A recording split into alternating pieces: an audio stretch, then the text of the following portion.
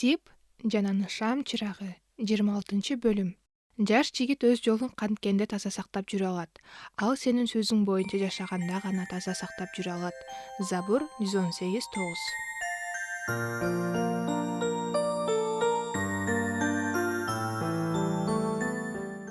Мария Леви жакшынакай болгон апарман көйнөгүн кайра карап, күзгүнүн жанынан чыкпай, көйнөгүндөгү аппак парпырагын улам эле оңдоп жатты. Ал ошол эле учурда бөлмөнүн жасалгасына суктана карап жатты. Бул бөлмө бизге көптөн бери тааныш, бирок азыр аны таануу кыйын эле. Керебеттин жанында килемче төшөлгөн, тегерек столдун үстүндө китептер турат. Терезеге тагылган аппак парда лента менен эки жакка чогултулган. Бөлмөнүн ортосунда 3 кишиге арналып дастаркон даярдалган. Булар бирөөнү күтүп жатышкан окшойт. Анткени апасы менен кызы алмак-салмак терезеге келип жолду карап жатышты. Алардын эсеби боюнча эмдигиче поезд келип, алар күткөн конок 5 мүнөттөн кийин келип калыш керек болчу. Чын эле бир аздан кийин бирөөнүн тез баскан даушы угулуп эшик ачылды да Эдуард Леви кирип келди. Мария биринчи чуркап барып, байкесинин мойнуна асылып калгысы келген, бирок кайра анткенге батын албай токтоп калды. Ал байкесин чоң, күчтүү жигит болуп, калың, жөнөкөй нооту кийимчен, саман шляпа, өтүкчөн болсо керек деп элестеткен. Азыр анын алдында аппак көйнөк, жарашыктуу костюм, жакшынакай бут кийимчен узун бойлуу, келишимдүү жигит турду. Апасы анын атасына куюп койгондой окшоштугуна таң калып калды. Ал болгону толкундана, уулун боруна кысты да "Кагылайын уулум" деп шыбыраганга жарады. Бул күн алардын үй бүлөсү үчүн абдан кубанычтуу күн болду. Эдуард дагы абдан кубанып жатты. Ошентсе да ал атасы жатчу чоң керебетти кайрап, кайра эле ал тууралуу ойлоп жатты. Эртеси эртең менен Тип өзү кичинекей кезинде жакшы көргөн жерлерди кыдырып жүрдү. Ал жекшембилик мектептин жаш мугалимдин аңгемесинен кийин биринчи жолу келип ойлонуп отурган бөлмөнүн жээгине келип отурду. Кичине кезинде аны ошол көчөдө жүргөн балдардын тобуна кошуп койгон үчүн Кудайга чын жүрөктөн ыраазычылыгын билдирди. Андан кийин ал мүрзөгө барып, инисинин жана атасынын мүрзөсүнүн жанына туруп, алар менен асманда жолуга ала турган үчүн дагы ыраазычылык билдирди. Анан Библиясын алып чыгып, анын сыртындагы "Сенин сөзүң менин бутума шам" деген жазууну окуду. Ушул кымбат баалуу белег үчүн дагы Кудайга ыраазычылыгын билдирди. Шаарды аралап баратып, ал дүкөнүнүн эшигинин алдында турган Браун мырзаны көрдү.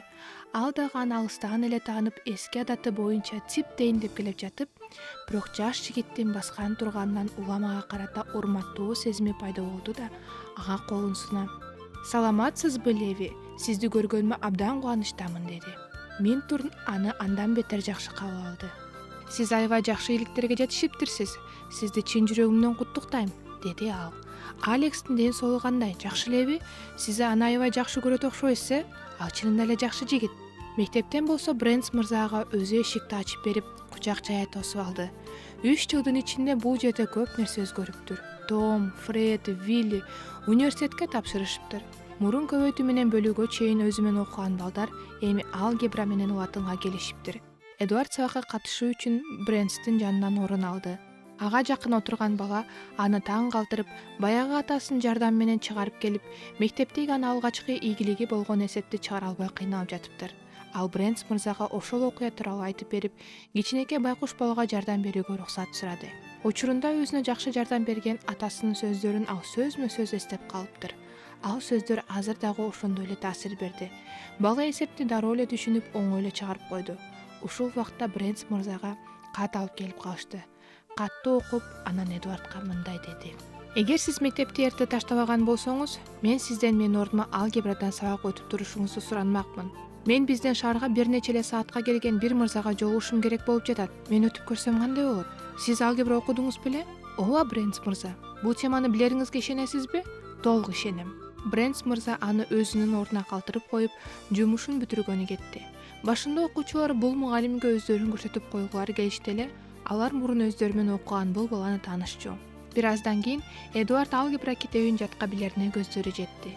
Эдуард сабак түшүндүрүп жатканда, кирип калган Брэнс мырза аны карап бир чети таң калып, бир чети кубанып турду. "Сизге ыраазычылыгымды билдирем, Эдуард" деди ал. "Сизден жакшы мугалим чыкчудай экен. Сиз эмне алгебраны өз алдыңызча эле окудуңуз беле?"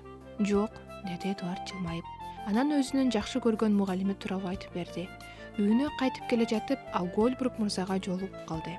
Сен эмки жумада кетесиңби? Деп сурады ал бир топко чейин сүйлөшкөн соң. Ооба, шейшембиде. Кудай сага жаңы жерде дак батасын берсин. Бир азга унчукпай калып ана мындай деп кошумчалады. Эдуард, менин уулум дагы деле Ыйсага кайрыла элек. Сен ал тууралуу сыйынып жүрөсүңбү? Албетте, мага көп жакшылык кылган жана менин атамды Кудайга алып келген адамдын уулу үчүн мен кантип сыйынбай коеюн?